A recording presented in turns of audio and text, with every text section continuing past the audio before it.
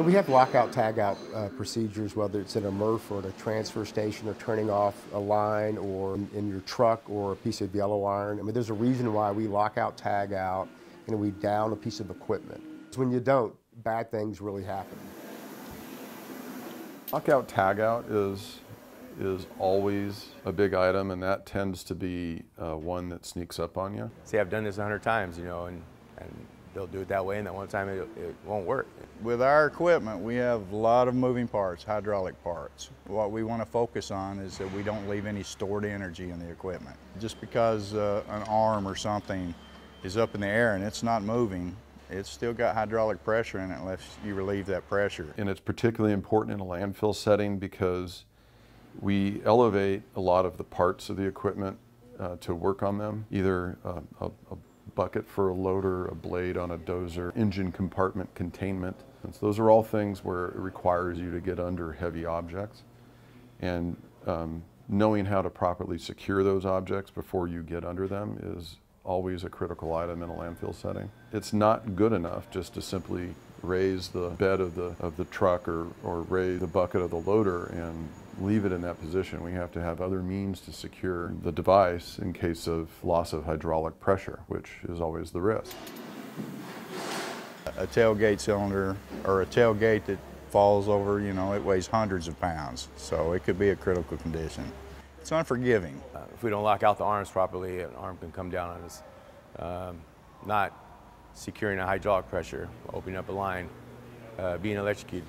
Chalking the trucks when you're working on them, things on jack stands, you know, just being safe. I mean, I got this one standing on a jack right here, but you know, if you don't do it right, you're dead. The thing will kill you. Everyone who goes into the screens has to be trained in how to lock out the screens or how to lock out the panels, the electrical panels. All of our maintenance guys have to know how to lock out every piece of equipment if they're going to work on it, whether or not they're just going to pull out a piece of wood that's stuck in a shaft and it only takes 2 seconds. Probably where you used to work, you would just do it real quick, but guess what? Every time you do something real quick, that's where catastrophe could happen. Follow your steps and do it right, and everybody will be here. The longevity of this company will be pretty solid.